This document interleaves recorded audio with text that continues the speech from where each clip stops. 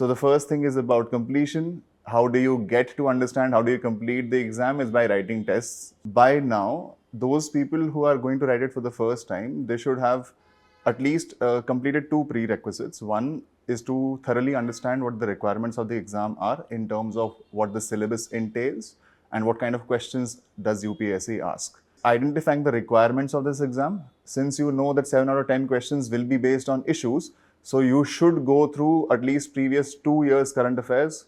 You pick out magazines, VisionIAS magazines, go through the table of contents for each topic listed. You should have a strategy around what your strength areas are, right? You should try to maximize on those strength areas, and for those areas where you're not very confident, right, at least try to avoid as many mistakes as you possibly can. Do not overthink at this point in time. Do not over prepare.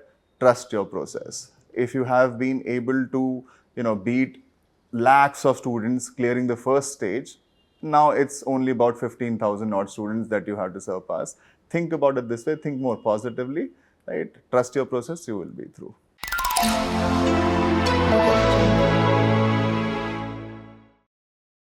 Hello and welcome to this special conversational series with VisionIAS faculty.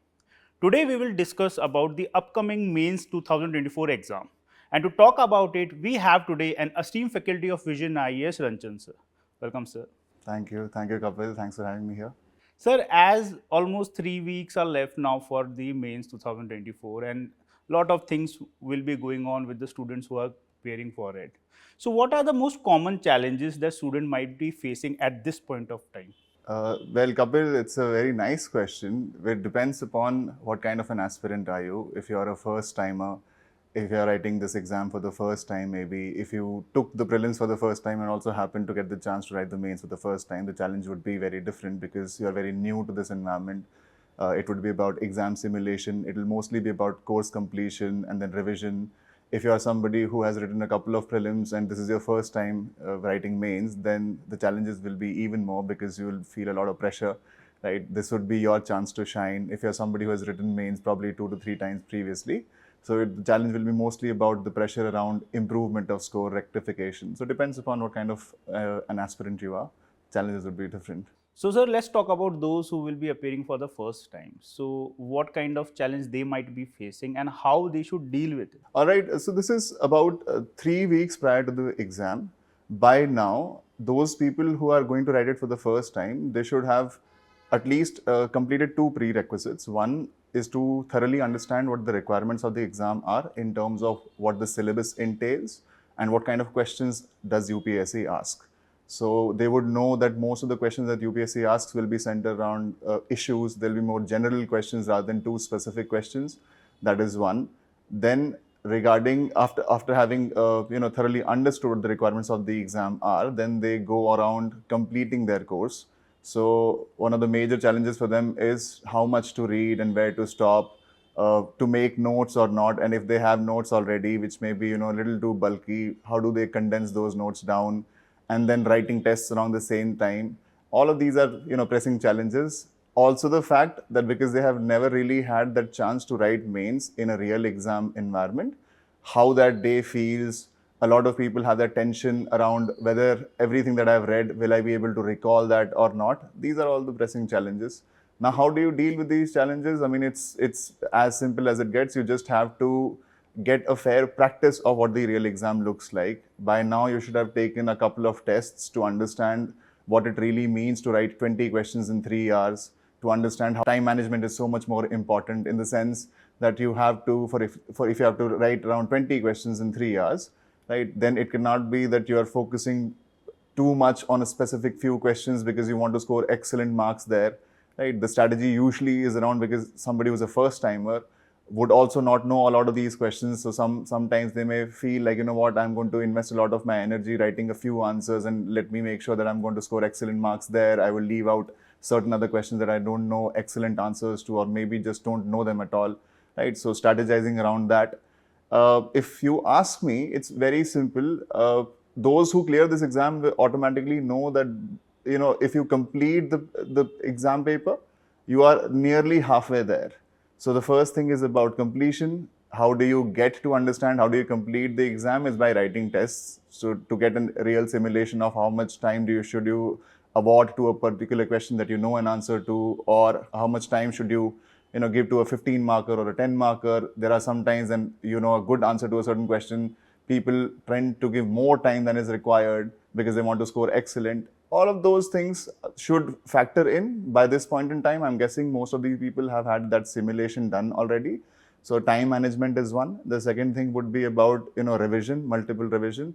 One way of revising is by taking tests itself, right? But prior to taking tests, I would also recommend most people to have condensed notes ready so that they do not have to go through those bulky notes again and again. That's going to take a lot of time. So those condensed notes, repeating them, rewriting these tests also, and then focusing a lot on analysis of these tests also. Not going purely by the scores, trying to look at each test as an opportunity to learn a new thing. Right? I think that should be good enough. Sir, you talked about revision, and almost everybody will be engaged in revision in one form or other in the coming days. So what, according to you, should be the approach towards revision in the remaining days that are left? See, it's only 3 weeks left now. So by now, a prerequisite is that you should have your short notes ready. Then identifying, which is something which is very, very critical to my mind, is identifying the requirements of this exam. Since you know that 7 out of 10 questions will be based on issues, so you should go through at least previous 2 years current affairs. You pick out magazines, VisionIAS magazines, go through the table of contents for each topic listed. Just look at the table of contents and look at the issues which have occurred in the last 2 years. Right, based on the frequency of these issues appearing in the newspapers, you can get a broad sense of which topic would be much more important compared to the other one. Then think of what kind of questions will be asked, and if you can write an answer to those questions, great. If you cannot, then at least have an approach ready with you, right, so as to save time. By now you should have a sense of what kind of questions are going to be asked, and you should be thoroughly prepared in terms of how am I going to start writing that answer, how am I going to conclude those answers, because to my mind what is more important is completion of tests and well within that time. So you should not be thinking as you're writing, you should have thought this through previously itself, right? You should know that there are some types of questions where introductions and conclusions, there are not too many permutations there, so you can always have those templates ready, right, so that you save up on your time then, right? And with respect to revision, like I said, identify which topics are asked much more frequently. Identify certain topics which would require low investment but would be high returns. For example, internal security in General Studies 3, you always get 4 questions there. It's not a heavy course, right? So you should be focusing or channeling your energy towards those topics as well. Right. By now, I think short notes and some bit of test writing, and if you cannot really write complete tests, at least think of questions and probably think of approaches to those answers. That should be handy. So as you pointed out that writing test becomes important. Now, till this point, we will have two kind of students, one who have given a lot of tests and others who might not have given a lot of tests. So what should be the strategy for both these kind for coming time in managing how they keep on writing the answers or tests? I think at this point in time, those who have written enough and more tests would get a broad sense of what to expect from the main examination. Those who have not written too many tests, now it's only 3 weeks to go. Right, this is not a lot of time, and you always should be careful of avoiding over preparing also. Don't burn yourself out. Right, probably get a sense of write probably 2 tests for each general studies paper, but write 2 complete full length tests, right, so that you get a hang of how to approach a real exam where there may not be questions only based on history, but there will be questions also on geography, there will also be questions on society in the same test paper, right? How do you navigate through that challenge?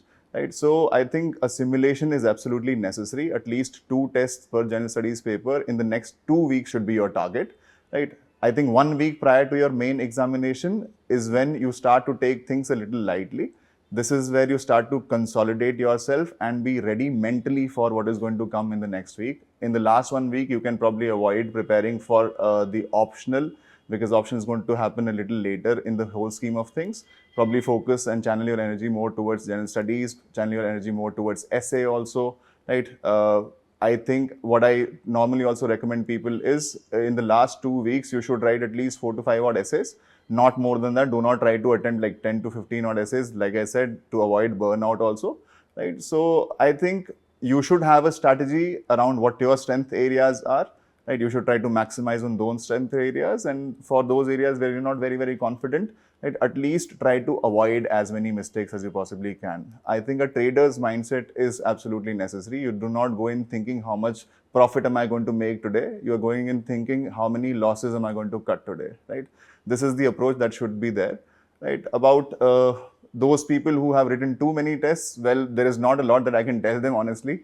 By now they should have a fair assessment of what their strength areas are. By now they should have a fair assessment of how to complete these tests, right? If they look at their scores and they feel that their scores are probably tapering around a certain point in time, or they're plateauing, right? Try to identify the reasons as to why that may be happening. Most of the times, what we have noticed in our experience also is that most people write pretty similar answers to questions. So what will matter essentially would be content enrichment through examples, right? Content enrichment through data points, or even better presentation. Right? There's a lot of content which VisionIAS also offers. Right? There would be analysis statements. There will be a lot of data sheets that we come out with.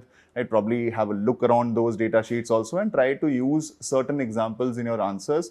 I think, to my mind, what makes a good answer an excellent answer is a relevant example, right? And also some bit of presentation, so they can work their way up from there as well, right? Sir, coming to economic subject. Now, economic subject in itself is very dynamic, and we can say it is also tilted towards the current affairs. So, what should be the approach towards economics in the remaining days that are left? So I can tell you from my experience, if you look at what has happened since 2013, right, you would find that in terms of questions asked on economics, roughly around 8 to 10 odd questions. Right? In 8 to 10 odd questions, you will always find that there are 3 questions which will appear from agriculture as a topic per se. Now, agriculture should not take you more than around 7 odd lectures to cover. And a brief idea around agriculture is going to definitely make sure that you're going to attempt 3 questions for sure. The remaining topics become a little complicated for people to handle if they do not look at the syllabus per se. The syllabus is all about growth, it's all about inclusive growth, the syllabus is about mobilization of resources planning. So the questions you're going to expect are a little too broad, right? So a general idea of Indian economy plus some specific focus on agriculture. Agriculture I'm mentioning time and again. Why? Because it's probably a short area, and you're going to get somewhere around, if nothing, around 35, 40 odd marks worth of questions there. Right? It is also going to take a little less of your energy, right? So channel your energy towards a topic which is much more frequent. So that will ensure that out of 8 odd questions, 3 to 4 odd questions are already covered. For the remaining topics, what you can do is go through your general notes, try to focus on areas around growth, mobilization, budgeting, those areas which are specifically mentioned in the syllabus itself.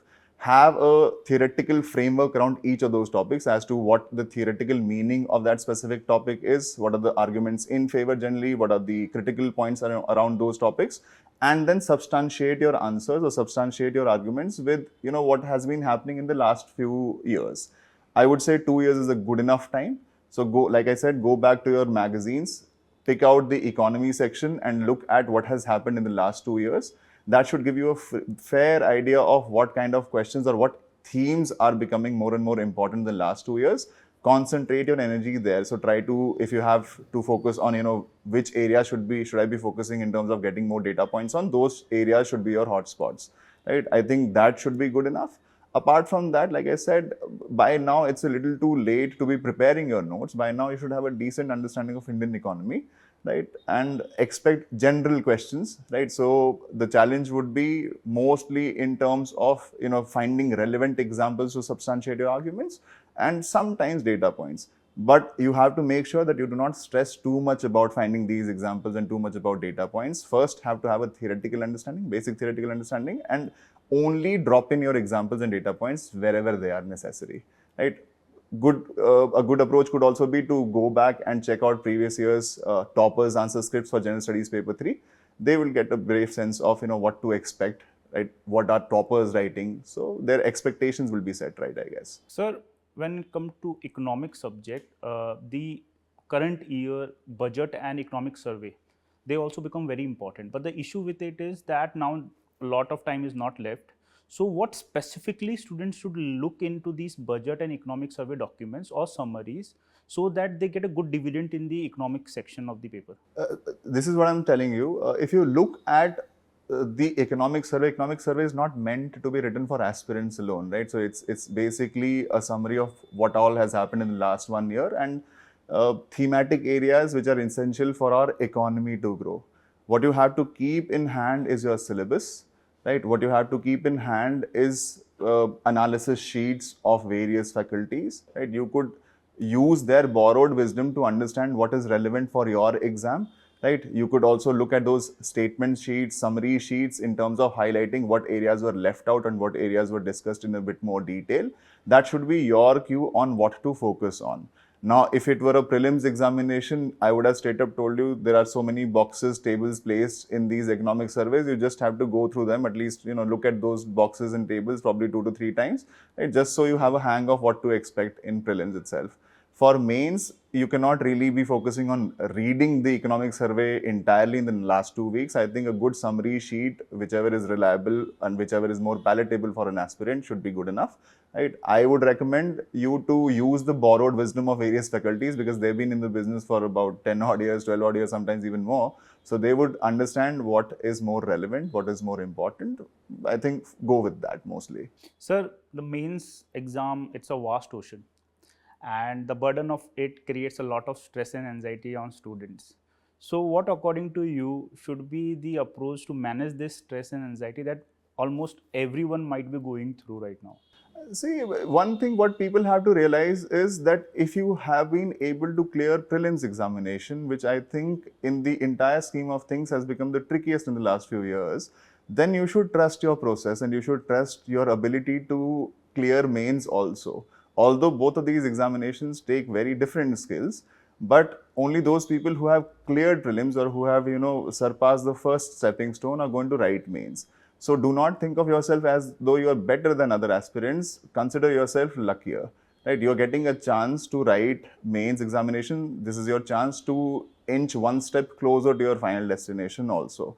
While having said that, that also brings a lot of pressure, right? There is not a lot of pressure that you should be taking in terms of what expectations people have on you. You should rather solely concentrate on what your process has been like.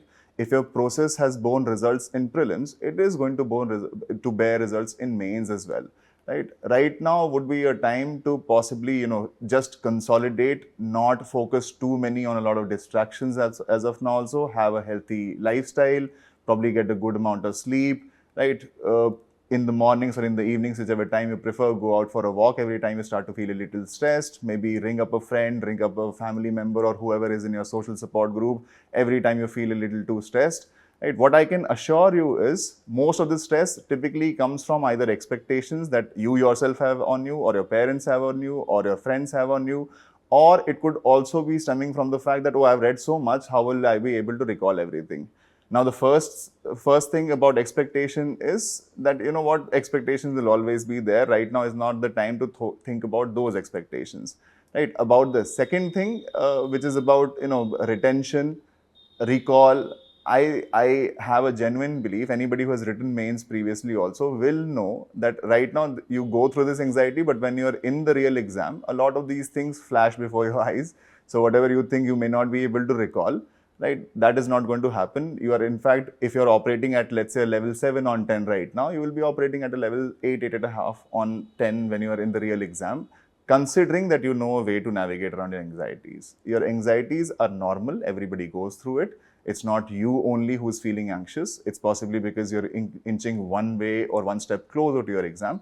Consider this more as an excitement rather than anxiety, is what I would recommend. Thank you, sir. So as we come to an end of our discussion, any final word of wisdom that you would like to share with our aspirants? The final word of wisdom from my end would only be that do not overthink at this point in time. Do not over prepare.